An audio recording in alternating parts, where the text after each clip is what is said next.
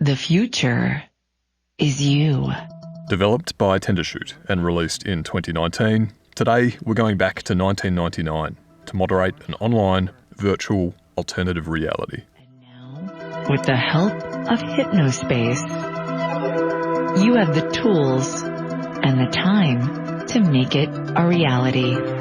Hypnospace Outlaw is niche. To enjoy this game, you'll need to be able to appreciate 90s and early 2000s internet tropes and cope with the text-heavy, linear, story-driven experience. Hypnospace is essentially a point-and-click adventure game that borders on being a visual novel sometimes. There's some light puzzle elements and investigation, but gameplay takes a backseat to its opaque but richly detailed and weirdly engrossing world. It's a hard game to describe, and it's an even harder game to recommend. For now, if you're the type of person that's happy to watch a highly compressed, artifact-ridden parody of a YouTube tech guide in order to solve a puzzle that relates to an old web interface that you've been forced to learn, then you'll have a good time here. But I'm really frustrated because they shouldn't have called it launcher. It's not for launching, it's for stashing. Anyway, I hope you have a great morning when you wake up. If that sounds insane, and I understand it will to a lot of people, steer clear of this game and steer clear of this episode. We'll go more into depth on my recommendations for Hypnospace Outlaw at the end, because I do want to recommend it, but only in some fairly specific circumstances. This will be a brief episode, but I want to encourage anyone who likes the look of Hypnospace Outlaw and what they've briefly seen here to consider jumping off. The fun is in the discovery and the exploration of the hypnospace, and I will talk about certain characters and pages, so consider this a mild to moderate spoiler warning. I knew nothing about Hypnospace Outlaw until it popped up on the Xbox Game Pass. The weird box art was enough for me to give it a download. The best compliment I can give Hypnospace Outlaw is this game looks and feels and sounds exactly like you'd expect from its cover art. We'll talk presentation first, and then gameplay. In Hypnospace Outlaw, you play an enforcer, a volunteer moderator of a sprawling online community called Hypnospace. In this world, users wear headbands in their sleep that allow them to interface with Hypnospace and connect with each other in a way that closely resembles GeoCities, AOL, and early MySpace. Hypnospace is a surreal, alternate reality version of the late 90s online experience. Anyone who was active online in that time will feel right at home here. Users are called citizens, and they create their own pages or mini-sites to share their thoughts, interests, and products. You'll find everything from personal pages, angsty teen comics, music reviews, fantasy groups, graphic designers, and news satire. There's a lot to dig through. The game's designer, Jay Tholen, describes himself as a multimedia artist and game designer. Crediting multimedia artist first is appropriate because Tholen has created a cohesive aesthetic that nails the time period. The low frame rate GIFs, chunky UI elements, chirpy web page tunes, cursor effects, desktop pets, low-res promotional videos. It all feels, and I don't use this word lightly, perfect. With our new Hypnospace guides, you can navigate Hypnospace with the direction of top experts. It's a real game changer. It feels perfect because it's not trying to be a 90s internet time capsule. It's a thorough, thoughtful, and fully fledged alternate reality internet based on real-world nostalgia. Every facet of the presentation is carefully crafted. For example, Tholen has made a large and listenable soundtrack that runs the gamut from corporate chiptunes, ambient soundscapes, through to experimental prog rock, and entirely fabricated alternate reality artists and musical subgenres. The music is full of 90s drum machines, fuzzy reverb, synth, and vocal distortions. Hot Dad, a real musician, has recorded an entire album's worth of music as Chowder Man, an artist and rock and roll icon in the world of Hypnospace. I'm the Chowder Man. Tholen also wrote several songs for the awful but not unbelievable musical subgenre of cool punk, weird rock music with a icy, almost Christmassy audio aesthetic. Chowder Man and Cool Punk are just two of the music-related pages and communities that you will find in Hypnospace, but they're a good example of the breadth and depth of the content that exists in this game. Because the people, places, events, music, and films of Hypnospace are all invented, the game superbly recreates that feeling of falling down the online rabbit hole. You'll often finish browsing somewhere completely different to where you started, having found some weird and wonderful stuff along the way. Don't panic that because it's a surreal alternative reality fantasy that all of the content and the things that you'll come across in Hypnospace are unrelatable. It's quite the opposite, actually. The citizens of Hypnospace aren't that different to you or me. You'll find the profiles of awkward teenagers, music nerds, spiritual nutbags, business people, and entertainingly hopeless elderly profiles or hacked pages. The subject matter isn't real, but the people and how they write and how they interact with each other online is unchanged from reality. So that's presentation. Period perfect, alternate reality nostalgia.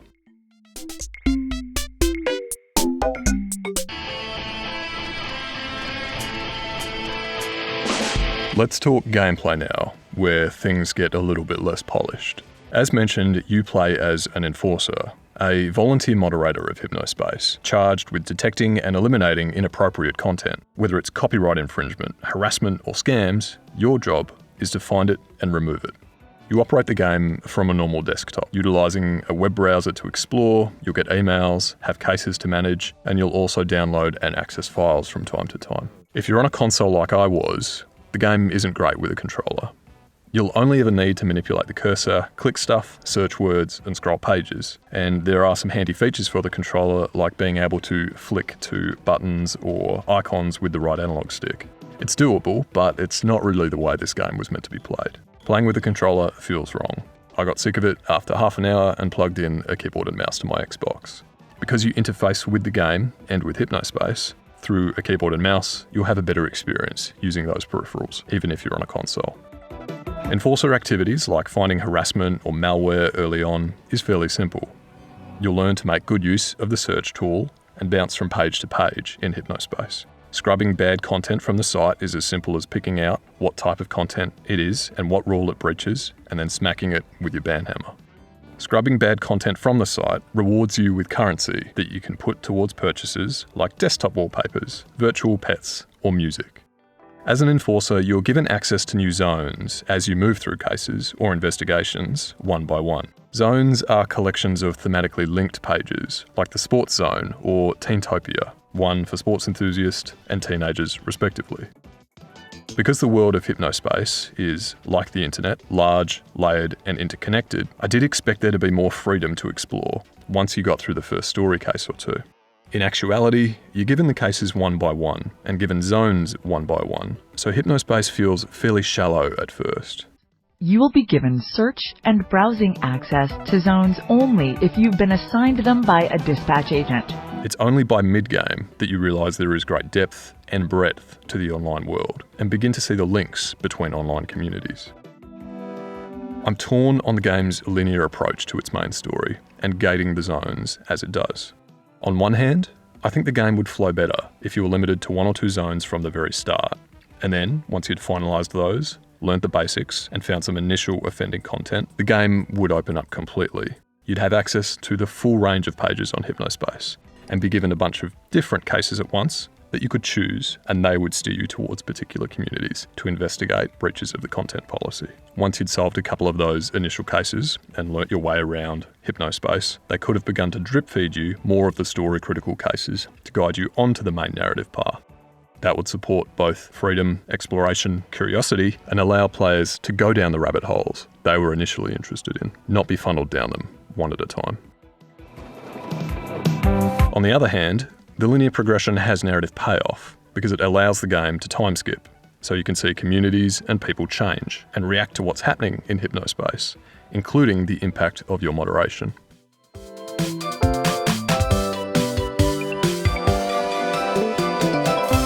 In its current, largely linear form, I think Hypnospace is a decent game experience because the world is so absorbing, and at the very end, it does open completely up. However, some of the story's puzzle solutions are a bit abstract, or they can revolve around digging through numerous pages for codes or details that aren't very intuitive. Part of why I'm unsure about Hypnospace's structure is the game didn't go where I thought it was going at the very start. One of your early cases relates to copyright issues. A user is posting images of an old cartoon character and you have to get rid of them. It leads to one of the most entertaining subplots in the game, but I got the impression that Hypnospace was going for something more like what Papers, Please did. I thought the game would be asking how a low-level decision maker, given power or access or censorship tools, who, incentivised by money on the platform, could have significant impacts on the development and shape of the community.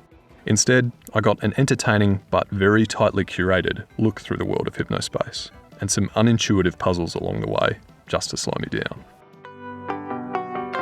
If being into its highly specific aesthetic wasn't enough of an obstacle, to progress through the story you will need to have a bit of IT knowledge, and some confidence navigating file directories, understanding compression and archival, and utilising multiple applications to solve a problem. This is a strange and counterintuitive gameplay design decision for a game with such laser-focused presentation. Why build such an incredible online world and then shove players into the back end to scrounge directories, downloads, or other apps to move things forward? Being a moderator in Hypnospace is a better narrative device than gameplay mechanic. Being an internet cop should be a free pass to go into secret, private pages or communities and then manipulate, flag, or erase content anywhere on the site. I didn't need the final half of the game to be an experience where I managed several windowed applications to find secrets in the code because the code and the back end of Hypnospace aren't interesting. I think that's Hypnospace's biggest gameplay limitation, is that it has built a thriving simulation of early internet communities, and it wants you to move through its narrative on rails and jump over some technical hurdles along the way. The most fun I ever had with Hypnospace was going off track, clicking unrelated links, falling down internet rabbit holes, and forgetting what I was supposed to be doing in the first place. I suppose it's good that there is some room to do that through the linear narrative, but I had to look up a guide on 3 occasions in order to find out how to progress the story and how to get back on track. I can't shake the feeling that this game had the potential for engrossing, free-roaming gameplay on par with its fantastic, disparate presentation.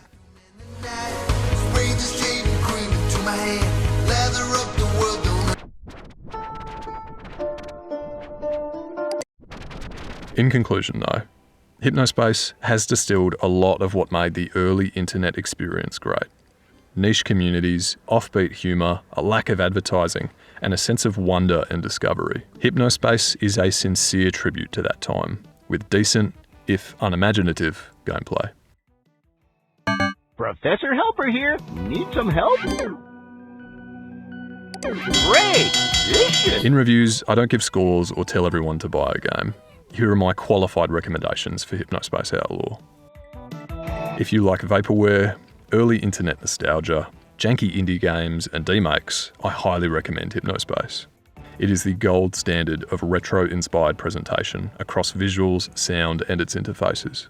Gameplay isn't great, but the presentation is enough to keep you going. Otherwise, check out Broken Reality for a similar look and feel, but in first person and with better puzzles. If you're not fussed about the presentation and want a good point-and-click adventure with some puzzles, I do not recommend Hypnospace Outlaw. The point and clicking is nearly endless, and if you're uninterested in the content that you're clicking through, or the presentation, this game will grind you down. The puzzles themselves are also unusually technical towards the end, with poorly telegraphed solutions. If you want a good story and don't mind the presentation, I do recommend Hypnospace, but not for its overarching main story. The best stories in Hypnospace Outlaw are the stories it tells on its pages. They're the simple stories about users.